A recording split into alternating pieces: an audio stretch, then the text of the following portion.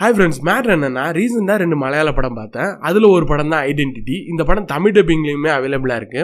இந்த படத்தில் நம்ம பக்கத்துலேருந்து வினய், த்ரிஷாவெல்லாம் நடிச்சிருக்காங்க. ஹீரோவை டொவினோ தாமஸ் பண்ணியிருக்காங்க.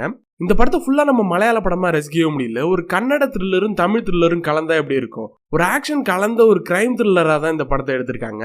இந்த படம் நல்லா இருக்கான்னு கேட்டிங்கன்னா நல்லா இருக்கு. தமிழ் டப்பிங்கில் இருக்கு, போய் செக் பண்ணி பாருங்க. பட் ஆனால் பாசிட்டிவ் சொல்லுங்கன்னா பாசிட்டிவ் சொல்ல முடியாது. அதை விட நிறைய நெகட்டிவ் தான் எனக்கு தோணுச்சு.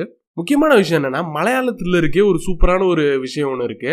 அவங்க ரொம்பவே ராவா தான் எடுக்க ட்ரை பண்ணுவாங்க. அங்கே நடக்கிற சூழ்நிலைகள்லாம் வச்சு ட்விஸ்ட் அப்படிங்கிற மாதிரிலாம் கொண்டு வருவாங்க. பட் ஆனால் இந்த படத்தை கமர்ஷியலாக கொண்டு போறங்கிற பேர்ல 2.5 மணி நேரத்துக்கு கொண்டு வந்திருக்காங்க. அந்த 2.5 மணி நேரத்தில் இவங்க கட் பண்ணி தூக்குனாங்கன்னா ஒரு 1/2 மணி நேரம் போல தூக்கிடலாம். அந்த அளவுக்கு தேவையில்லாத சீன்ஸ் ஏகப்பட்டது வச்சிருக்காங்க.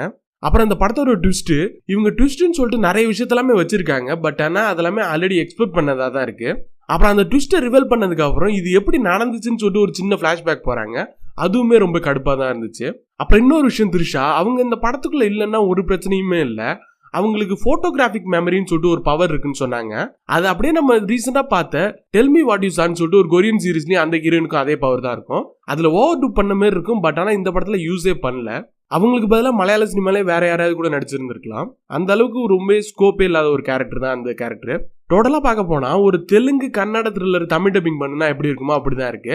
மலையாள த்ரில்லர் மாதிரி தெரியல. பட் ஆனால் மற்றபடி பார்க்க போனா தமிழ் டப்பிங்ல ஒரு த்ரில்லர் பார்க்கணும்னு நினைச்சீங்கன்னா கண்டிப்பா இந்த த்ரில்லரை ட்ரை பண்ணி பார்க்கலாம். தேங்க்யூ.